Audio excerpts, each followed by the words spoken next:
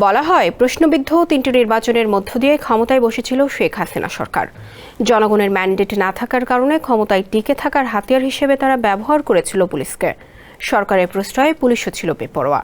কিন্তু ছাত্র জনতার গণ অভ্যুত্থানে শেখ হাসিনা ভারতে পালিয়ে গেলে গা ঢাকা দেয় আওয়ামী সরকারের দস্যুর অধিকাংশ পুলিশ সদস্য, যার ফলে বিপর্যস্ত হয়ে পড়ে পুলিশ বাহিনী এবং অবনতি ঘটে দেশের আইন শৃঙ্খলার। অন্তর্বর্তী সরকার গঠনের পর চেষ্টা চলছে পুলিশকে দক্ষ ও পেশাদার বাহিনী হিসেবে গড়ে তোলার। এরই ধারাবাহিকতায় এবার পুলিশ নিয়ে একগুচ্ছ প্রস্তাব দিতে যাচ্ছে জেলা প্রশাসকেরা। ইউসুফ আরিফিনের প্রতিবেদনে বিস্তারিত জানাচ্ছেন তারেক আহমেদ। মাঠ পর্যায়ের পুলিশের সঙ্গে ফলপ্রসূভাবে কাজ এগিয়ে নিতে আসন্ন ডিসি সম্মেলনে একগুচ্ছ প্রস্তাব তুলবেন জেলা প্রশাসকরা। এবার ব্যাংকও আপনার হাতের মুঠোয়। Balance transfer, mobile recharge, bill pay থেকে শুরু করে যা চান সব হবে এক মুহূর্তে। NRBC planet. ভ্রাম্যমাণ আদালত পরিচালনা সহ উচ্ছেদ অভিযান, বিভিন্ন জরুরি কার্যক্রম তথা ত্রাণ বিতরণ ও দুর্যোগে তাৎক্ষণিক সেবা দিতে ডিসিদের অধীনে একটি বিশেষ পুলিশ বাহিনী গঠনের প্রস্তাব আসছে। এছাড়া জেলা পুলিশ বাহিনীর সার্বিক কার্যক্রমের ওপর বার্ষিক একটি মূল্যায়ন প্রতিবেদন পাঠানোরও এখতিয়ার চান ডিসিরা। পুলিশ কনস্টেবল নিয়োগ কমিটিতে ডিসিদের প্রতিনিধি অন্তর্ভুক্তি নিশ্চিত করারও প্রস্তাব আসছে। আগামী 16 ফেব্রুয়ারি থেকে শুরু হতে যাওয়া ডিসি সম্মেলনে এসব প্রস্তাবের উপর আলোচনা হবে।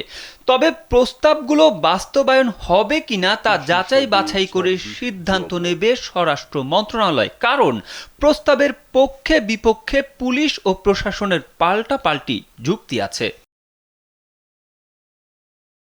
মাঠ প্রশাসন সূত্রে জানা গেছে 64 জেলায় ডিসিদের অধীনে বিভিন্ন বাহিনী থেকে 10 থেকে 15 জনের সমন্বয়ে স্পেশাল ডেডিকেটেড রেসপন্স ফোর্স গঠনের প্রস্তাব তৈরি করা হয়েছে।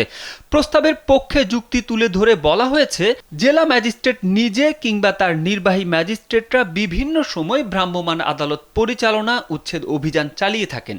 এসব কাজ খুবই ঝুঁকিপূর্ণ। নিজস্ব সুরক্ষা সহ এ ধরনের জরুরি সেবা কার্যক্রম জোরদার করার জন্য ডিসির অধীন বিভিন্ন বাহিনীর সমন্বয়ে একটি স্পেশাল ডেডিকেটেড রেসপন্স ফোর্স স্থায়ীভাবে নিয়োগ করা প্রয়োজন।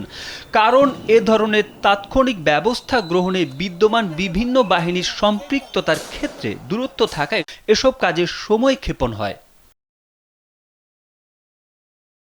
মাঠ কর্মকর্তাদের সঙ্গে কথা বলে আরও জানা গেছে, পুলিশ রেজুলেশন অব বেঙ্গল 1943-এর 75-এ অনুচ্ছেদ পুনর্বহাল করে জেলা ম্যাজিস্ট্রেটকে, যিনি একই সঙ্গে ডিসি, তাকে জেলা পুলিশ বাহিনীর সার্বিক কার্যক্রমের উপর একটি গোপনীয় প্রতিবেদন তৈরির ক্ষমতা দেওয়ার দাবি জানিয়েছে ডিসিরা।